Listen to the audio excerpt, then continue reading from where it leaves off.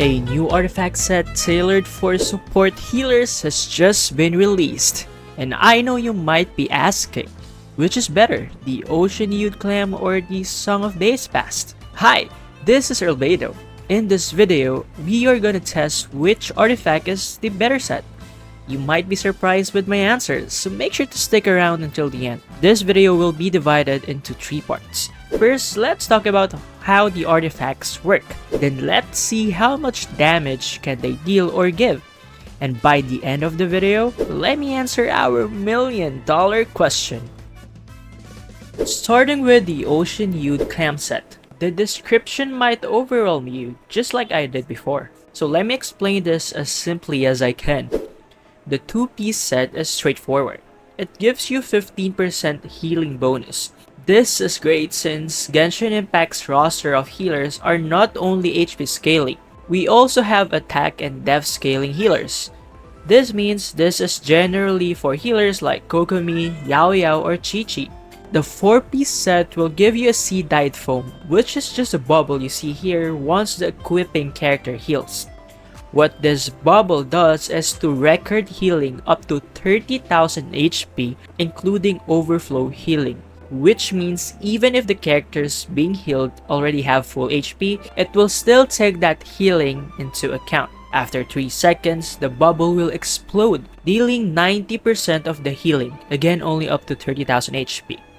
This is considered physical damage, so that is up to 27,000 damage every 3.5 seconds. That is crazy! What's great with this is, although this explosion doesn't crit, or is not affected by physical damage bonuses, you can increase its damage by decreasing enemies' resistance or using superconduct. We'll see more of this later. The artifact set Song of Days Past is the new contender of Ocean-Hued Clam. The 2-piece set is just the same as the latter, which gives 15% healing bonus. The difference is seen in their 4-piece effect.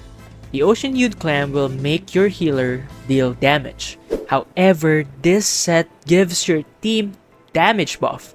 How it works is basically when the equipping character heals, this gets recorded for 6 seconds, up to 15,000 healing, including overflow healing. After that, if your active character hits with normal attack, charge attack, skill or burst, the damage dealt will be increased by 8% of the recorded healing for 5 hits or after 10 seconds, whichever comes first. 8% of 15,000 is 1,200. This might look small, but please know that this is considered a flat damage bonus, just like what Junjin and Shenhe do. Basically, it is added to your character's damage before the crit and other multipliers, so you won't see a separate 1,200 damage.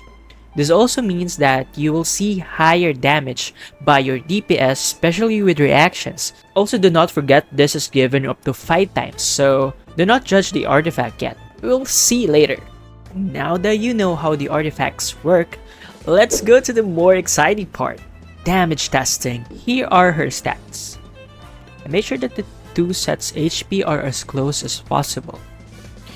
On our first test, we will just use solo Kokomi and see how much damage she can deal. I use Kokomi because she has 100% healing uptime and can guarantee that the 30,000 healing cap is maximized. I initially dealt around 12,000 physical damage with just her skill. Using her burst, however, the highest bubble damage dealt is around 27,000, which means we reach the maximum 30,000 healing.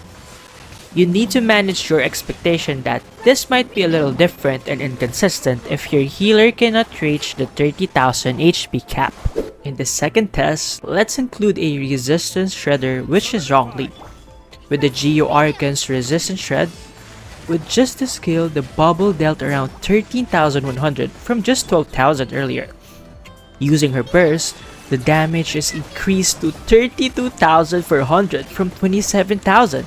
That's more than 5,000 increase.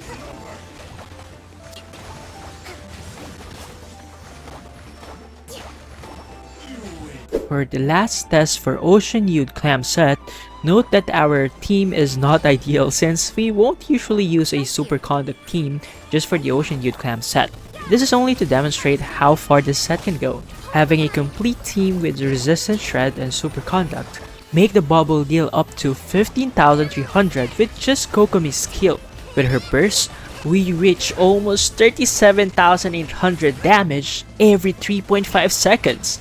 It's no doubt that this set can deliver, especially with the consistent healing Kokomi does. Now let's see how the new artifact set holds up against its contender. Here are the stats. This time we will need a main DPS to show you how much damage it gives. Without the artifact set buff, my Ganyu can deal 14,000 initial charge, followed by 25,000 bloom. With Kokomi wearing the Song of Days pass, she can now deal 18,700 initial charge plus 29,200 bloom damage. That is almost 9,000 difference compared with the one without the artifact buff.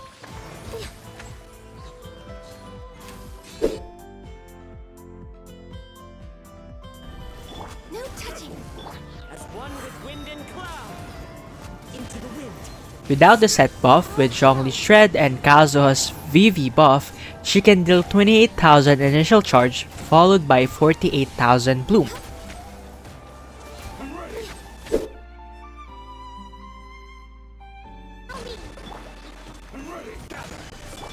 This is long overdue.